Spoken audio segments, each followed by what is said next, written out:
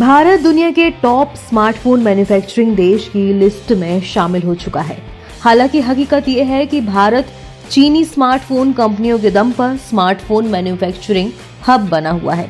भारत में चाइनीज कंपनियां बड़े पैमाने पर स्मार्टफोन की मैन्युफैक्चरिंग करती हैं, साथ ही उन्हें दूसरे देशों को एक्सपोर्ट करती हैं।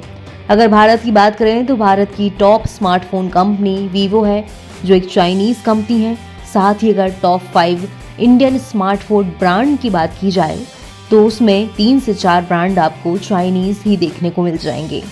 ऐसे में सवाल उठता है कि क्या चीन भारत की बैसाखी बन गया है? क्या बिना ड्रैगन के भारतीय स्मार्टफोन मार्केट नहीं चल सकती? केंद्रीय मंत्रालय की रिपोर्ट माने तो भारत को चीन के साथ तनाव का नुकसान उठाना पड़ा है। इसे भारत की स्मार्टफोन समेत इलेक्ट्रॉनिक्स मैन्युफैक्चरिंग इंडस्ट्री को करीब $2 अरब का नुकसान हुआ है। साथ ही इलेक्ट्रॉनिक गुड्स के निर्यात के मोर्चे पर भी नुकसान का सामना करना पड़ा है। भारतीय टेक इंडस्ट्री पूरी तरह से प्रोडक्ट बनाने के लिए चीन पर डिपेंडेंट है। बता दें कि भारत में बनाए जाने वाले लैपटॉप, कंप्यूटर, मोबाइल और दूसरे इलेक्ट्रॉनिक सामान के पार्ट को चीन से आयात यानी कि इंपोर्ट कराना होता है। चीन से $89 बिलियन के इलेक्ट्रॉनिक्स टेलीकॉम प्रोडक्ट को साल 2024 में मंगवाया गया, जो कुल पार्ट्स आयात का करीब 44% है। साल 2007 से 2019 के दौरान इंटीग्रेटेड सर्किट का इंपोर्ट $166 मिलियन है, जो साल 2020 और 22 में बढ़कर $4.2 बिलियन हो गया। इसी दौरान ट्रांजिस्टर और डायोड और सेमीकंडक्टर $133 मिलियन से $2 बिलियन हो गया है। मोबाइल PLI स्कीम को साल 2020-21 में शुरू किया गया था। इस दौरान लोकल स्तर पर स्मार्टफोन मैन्युफैक्चरिंग पर जोर दिया गया। ऐसे में उम्मीद थी कि चीन से प्रोडक्ट के साथ पार्ट सप्लाई में कमी होगी। हालांकि अभी भी चीन मैन्युफैक्चरिंग पार्ट्स का बड़ा सप्लायर बना हुआ है।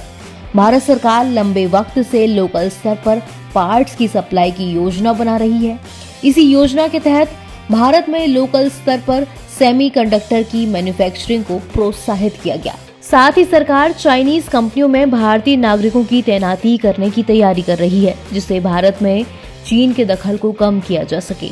इस स्ट्रेटेजी के तहत टाटा जैसी कंपनियां चाइनीज स्मार्टफोन ब्रांड वीवो में हिस्सेदारी खरीद रही हैं।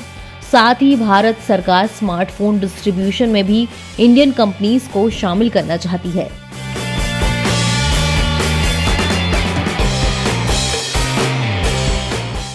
स्मार्टफोन समेत इलेक्ट्रॉनिक गुड्स मैन्युफैक्चरिंग में चीन के मुकाबले यूरोपीय देशों से सामान मंगाना महंगा पड़ता है। साथ ही स्किल्ड इंजीनियरिंग के मामले में चीन सस्ता है।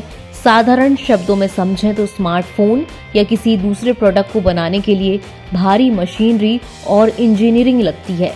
ऐसे में चीन से भारी मशीन और इंजीनियर सस्ते में आ जाते हैं, लेकिन भारत सरकार की ओर से चीनी नागरिकों को वीजा नहीं दिया जा रहा है।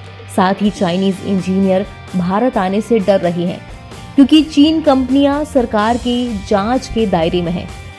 रिपोर्ट में दावा किया जा रहा है कि अगर चीन के प्रति नरमी बरती जाती है तो भारत में चीन से आने वाला निवेश बढ़ सकता है, जिससे सरकार के साथ आम लोगों को फायदा होता है।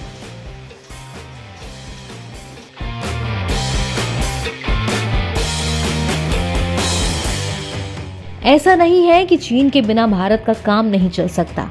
हालांकि अगर चीन के साथ मिलकर काम किया जाए तो मैन्युफैक्चरिंग की रफ्तार को तेज किया जा सकता है। साथ ही रोजगार के मोर्चे पर फायदा मिल सकता है।